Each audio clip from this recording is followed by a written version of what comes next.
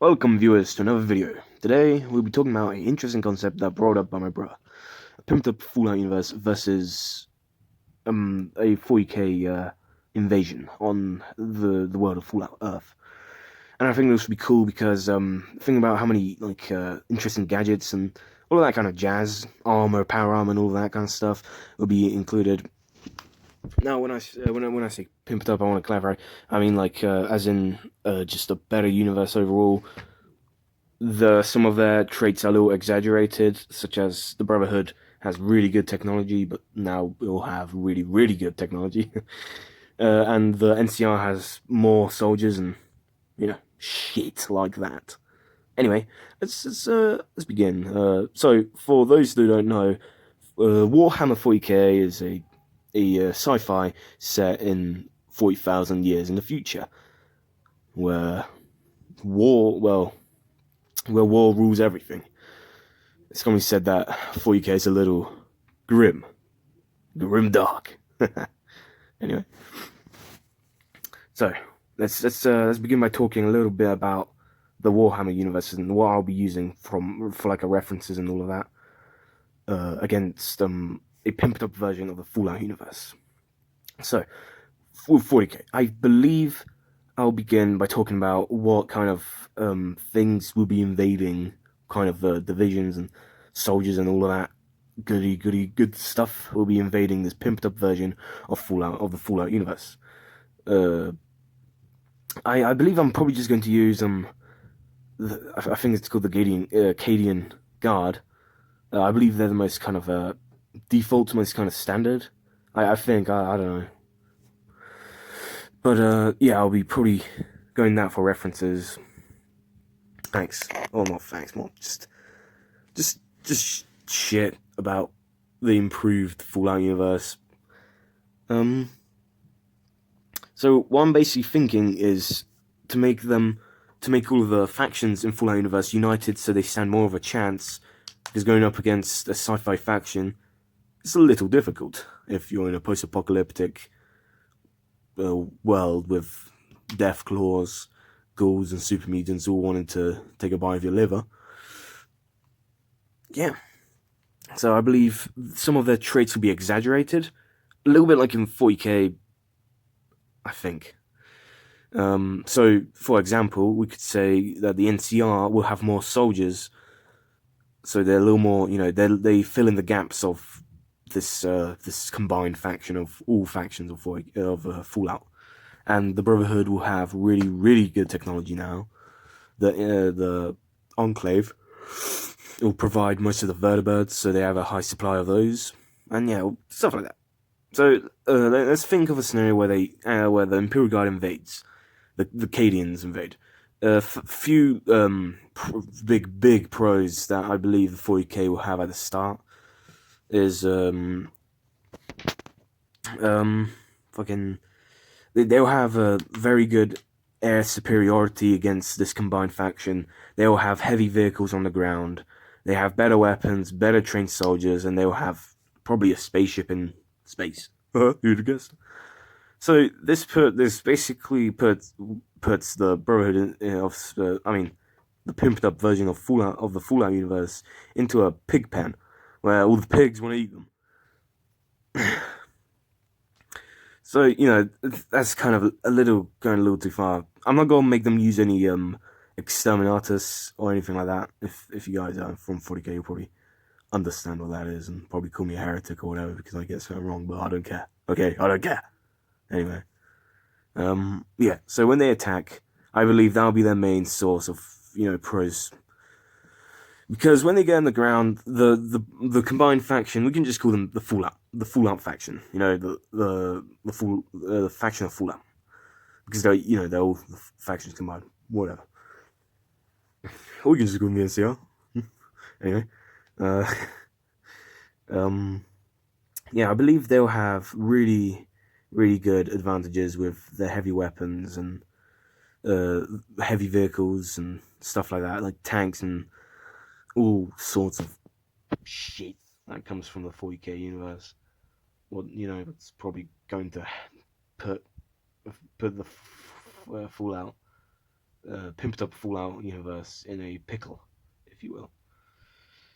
So I don't think that the Fallout universe will get out alive because of mainly the vehicles and this big spaceship in the sky of audible bombardment. But I think they'll give him a hell of a fight, and it will be very treacherous. But I think in the end, obviously, the 40k universe will win, and here's why. I'm not just saying this just because wait, am I in the Imperium? I win all the time. No, I'm not doing that bullshit. Okay, I'm more of a Fallout fan than I'm a 40k fan. But 40k is still good. Don't get me wrong. I just it's complicated shit. Anyway, stretch. Anyway, so I believe with the heavy vehicles that the 40k universe has, it already has a big advantage. But if we talk about the advantages of Fallout, it has some pretty good ones, such as power armor for like soldiers. If every soldier has power armor, probably a lot of the 40k's guardsmen are gonna struggle because power armor. No shit, it's fucking good, It's no fucking lie, It's no fucking pushover. So, you know, they'll be greatly decreasing the guardsman population on the planet in power armor. But then again, they do have the heavy, vehicles and all of that kind of stuff.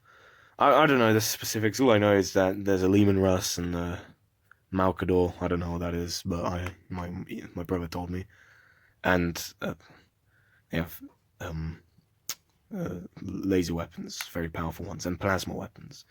Fun fact, in the 40k universe, plasma weapons are not like in most sci-fi fantasies. They're more like portable grenade launchers that explode if you treat them wrong. It's like okay, I'm done talking about fucking plasma weapons. Anyway, fuck it now.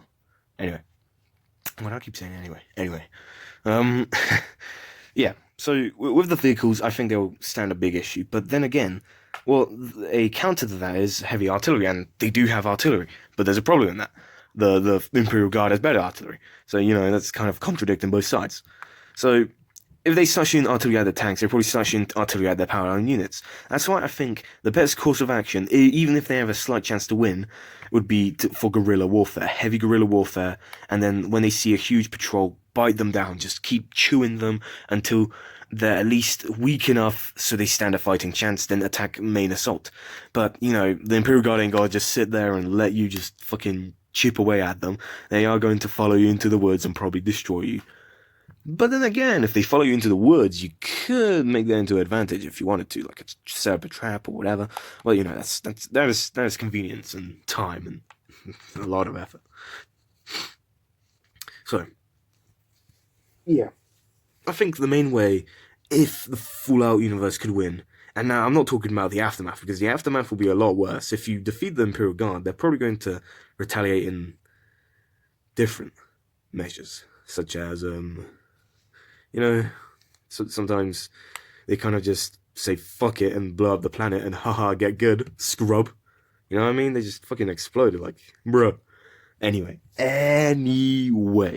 carrying on. Not talking about exterminatus, like I think I said. I can't even fucking remember. Anyway, fuck you know. Anyway, why do I keep saying that? Continuing on,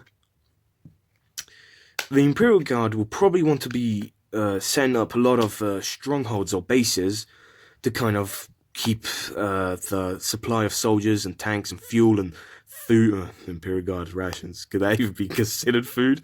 And anyway, if you're a 40k fan, you'll probably get that reference, but I'll probably have no 40k fans except my brother.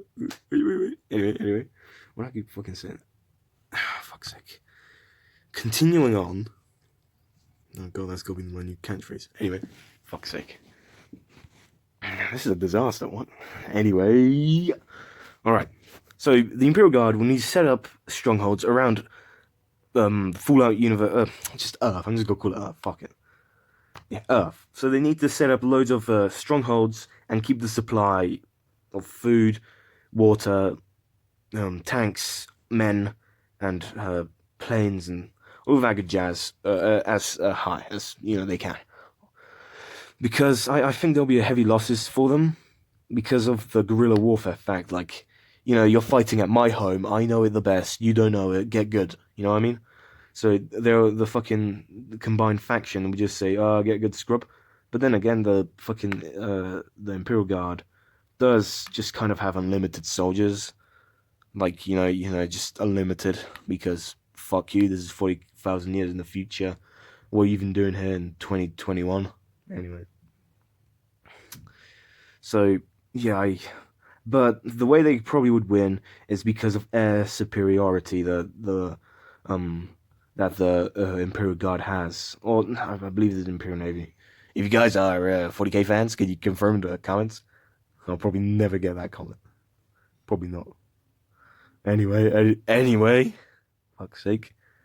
If my brother's watching this, he'll probably know a lot about it. So go and bother him if he comments on this video, which I doubt he is. Yeah, if you're listening, yeah. I don't know what I was about to say. I was just about to be mean to you, but now I don't know what to say. Thank you very much. I'm dragging this on, aren't I? This is probably going to be the longest video I've made it.